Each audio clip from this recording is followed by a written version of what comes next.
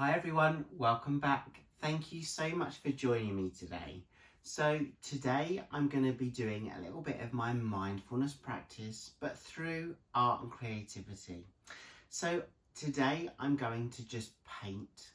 I'm going to show you the canvas, I'm going to show you the paints and all the tools that I'll be using.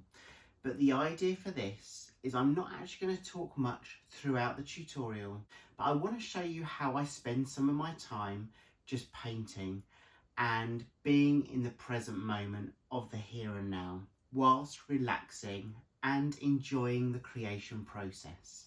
So today I'm going to be doing some blending and I'm going to be doing some texture with acrylic paint on a black canvas.